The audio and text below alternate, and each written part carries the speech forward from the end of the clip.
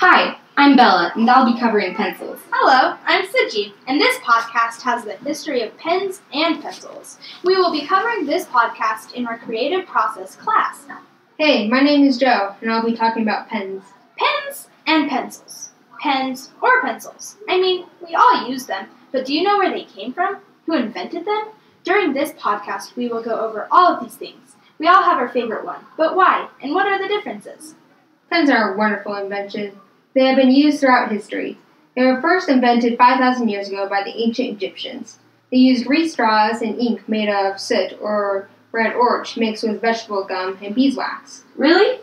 Do they have any names from some of the first people to use them? No, I'm not an archaeologist, but sure, many of the scribes used them in their time.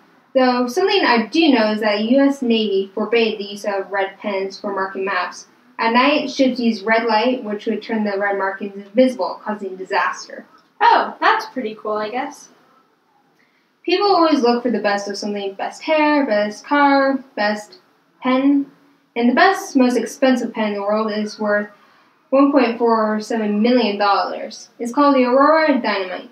It contains over 30 carats of De Beers diamonds on a solid platinum barrel.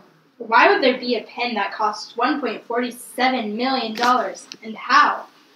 Well, an online article read from the website theriches.com says the $1.47 million pen is a valuable collectible made out of only the best of the best materials. Wow.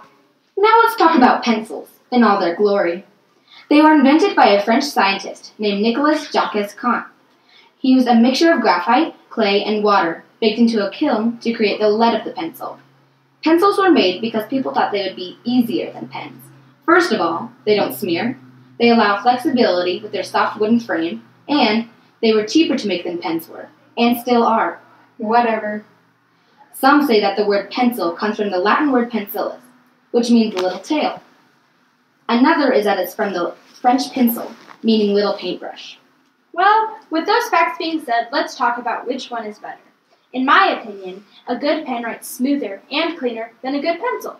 But is it worth it if you can't erase?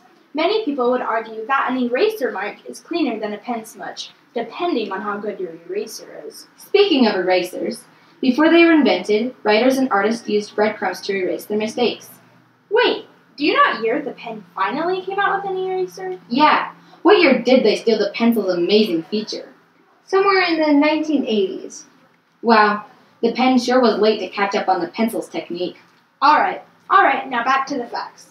Well, it's said that the average pencil can draw a line 35 miles long, although this theory has not been tested. Well, maybe you should test that theory. Okay. As human beings, we all have the right of having an opinion. And with that right, we can all hopefully agree that our world would be truly different without the use of pens and pencils. There may be only a few differences, but we still all have our favorite. And now that I know more about them than I ever thought I would, I can say that pencils have my vote. I like how they can easily erase, they also write smooth, and the fact that they are more natural and made out of wood. Mechanical pencils are another story, but that's for another podcast. Pencils definitely have my vote. I've learned some pretty cool stuff about pens during this podcast, but I'd still take pencil's side in an instant. Well, I like both of them. Well, that's all we have time for today. I'm Siji. I'm Bella. And I'm Joe. Thanks for listening.